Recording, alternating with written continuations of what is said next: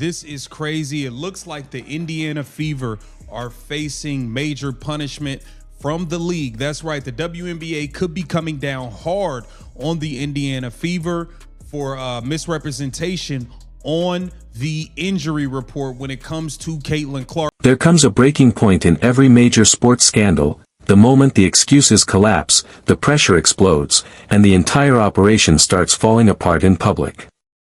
For weeks, the Indiana Fever front office has faced growing accusations of media manipulation, mishandling their biggest superstar, and putting business ahead of transparency.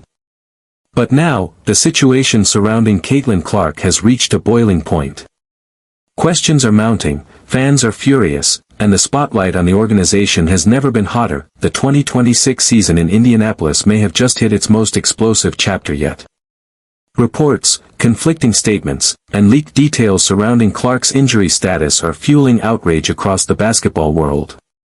Critics are now accusing the Fever organization of deliberately keeping fans in the dark while ticket sales and merchandise revenue continued pouring in.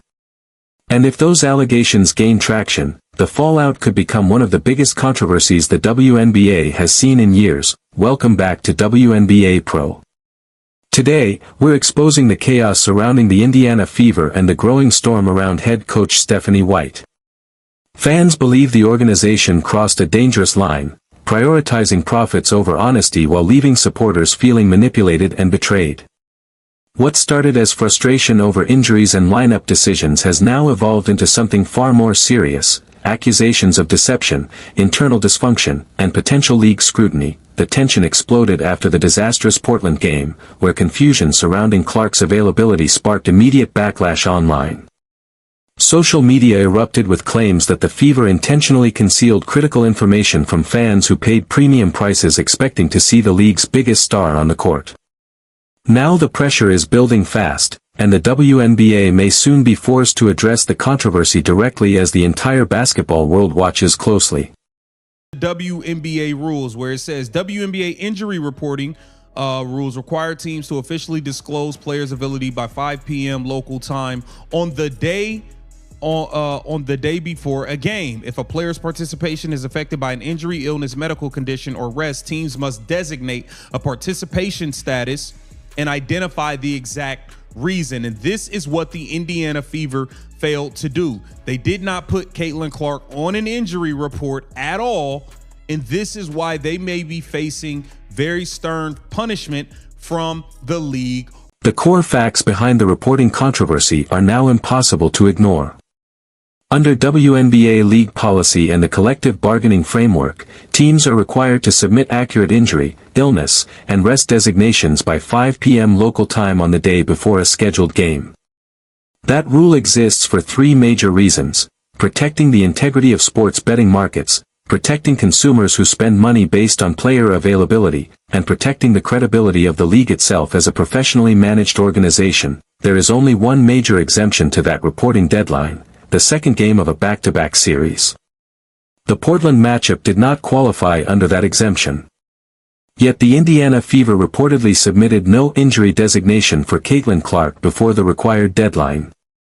Then came the shocking twist: Clark was ruled unavailable roughly 1 hour before tip-off, long after thousands of fans had already entered the arena, scanned non-refundable tickets, purchased merchandise, paid for parking, and spent money expecting to watch the league's biggest star play. That timing is what transforms this from a simple reporting mistake into a full-scale controversy. Critics argue the issue is no longer just about whether the injury report was late, it's about whether the organization knowingly allowed fans to continue spending money while withholding critical information that directly impacted the value of the experience they paid for. Now the situation is entering an even more dangerous phase for the Fever organization. Because once conflicting explanations begin appearing publicly, investigators and league officials start examining whether the team attempted to create a retroactive justification after the fact. And according to growing criticism online, the statements surrounding Clark's status are already beginning to show cracks in consistency. What started as frustration over lineup transparency is now evolving into something far bigger. Questions about organizational credibility, league oversight, and whether the WNBA will step in to make an example out of one of its most scrutinized franchises. This is Indiana Fever reporter Scott Agnes. Fever guard Caitlin Clark will not play tonight versus Portland. I'm told it's part of a strategic management plan for the season. So in that tweet, he said it's part of a strategic management plan. Now, fast forward to this updated story on Caitlin Clark not being The controversy escalated even further when the first public explanation for Caitlin Clark's absence began circulating through veteran reporter Scott Agnes, a journalist widely connected to the internal communication channels of the Indiana Fever organization.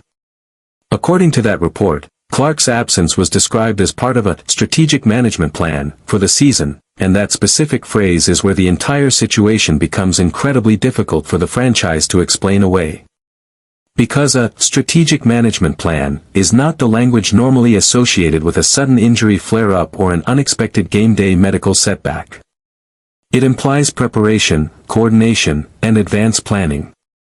In plain terms, it suggests the decision may have been made well before tip-off, potentially even days earlier, by individuals who already knew Clark was not expected to play. That if that interpretation is accurate, critics argue this stops looking like a simple administrative mistake and starts looking far more deliberate. The issue would no longer center on a late injury update. Instead, the focus shifts toward whether the organization intentionally withheld a pre-planned roster decision until after the majority of ticket sales, arena entry scans, parking fees, merchandise purchases, and concession revenue had already been collected. That distinction is massive. Because leagues typically treat accidental reporting errors very differently from situations that appear to involve advanced knowledge and intentional non-disclosure. Once the timeline suggests prior awareness, every public statement becomes subject to scrutiny, every explanation gets compared for consistency, and every internal communication suddenly matters. Now fans, media members, and league observers are all asking the same question: if this truly was part of a long-term management strategy, why wasn't the public informed within the required reporting window? And depending on how the WNBA views that answer. Uniform tonight. Stephanie White says she found out around 5 p.m. Clark woke up with some soreness. And now look, she's healthy. We're not managing anything. Wait a minute. Before, he just said right here, a strategic management plan. Then the controversy took another dramatic turn when Stephanie White addressed the media after the game, and her comments appeared to directly contradict the explanation already circulating around the Indiana Fever organization. When asked about Caitlin Clark's absence, White reportedly told reporters, "She woke up with some soreness. She is healthy. We are not managing anything." And with that single statement, the entire narrative surrounding the situation became even more confusing, because when you place both explanations side by side, the inconsistency becomes impossible to ignore. Earlier, veteran reporter Scott Agnes reported that Clark's absence was connected to a strategic management plan, language that strongly suggests advanced preparation and long-term workload planning. But White's comments painted a completely different picture, a same-day reaction to soreness involving a player the organization still considered healthy and not being managed. Those two explanations point in entirely different directions. One suggests a carefully planned organizational decision. The other suggests a sudden, non-structured response to minor discomfort. Critics argue the organization cannot convincingly present both versions at the same time without raising serious questions about credibility and internal consistency, and that is where the pressure intensifies for the Fever organization. Because in situations involving potential reporting violations, investigators do not only examine the timing of disclosures, they also analyze whether public explanations remain logically consistent across all official channels. Once contradictions begin appearing in media reports, press conferences, and internal messaging, every statement becomes part of the evidentiary timeline. Now the spotlight is no longer focused solely on why Clark missed the game. The bigger issue becoming debated is whether the organization unintentionally exposed itself by offering multiple explanations that. So just following up on Caitlin from earlier, she didn't practice yesterday. Why was she not listed on the injury report, or why wasn't the injury report updated like earlier today if she woke up with soreness in her back? Well, not everybody that doesn't practice or gets a pro day is on the injury report, so that happens all the time. And she wasn't listed on the injury report earlier because we expected her to play. She did not practice yesterday. Y'all at least knew by the morning she was not playing. Y'all knew by the morning when she said after the workout from yesterday, she still did not feel well at all. Y'all knew the girl wasn't playing. You waited until people already got the tickets, was already walking through the doors to put it out. Stop lying. The post-game press conference only added more fuel to the growing controversy surrounding the Indiana Fever. During the media session, a reporter asked the question many fans were already demanding answers to. If Caitlin Clark missed practice before the game, why was she never listed on the mandatory injury report? That question strikes directly at the center of the reporting controversy.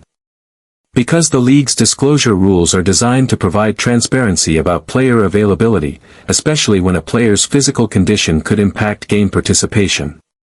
According to critics, the issue is no longer just about a late scratch, it is about whether warning signs existed earlier and still were not reflected in the official reporting process. Stephanie White responded by suggesting that players missing practice without appearing on an injury report is not unusual.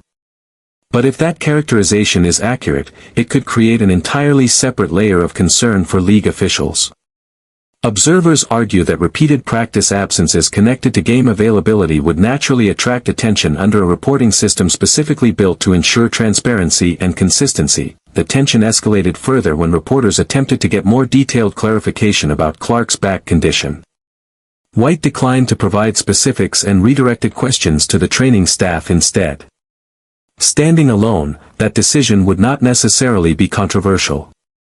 But critics point out that, when combined with the other conflicting explanations already circulating publicly, the organization's messaging begins to look increasingly fragmented. At this stage, the confusion is coming from multiple directions simultaneously.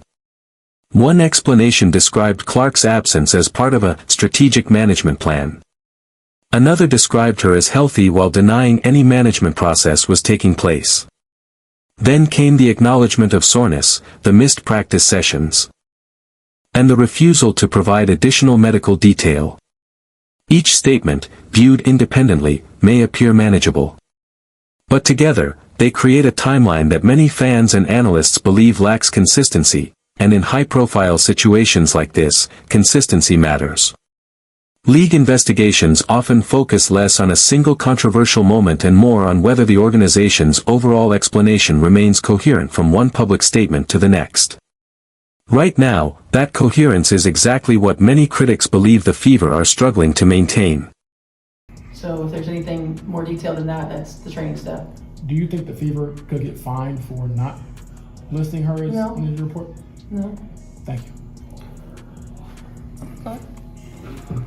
Obviously, AD came back today with I mean, it's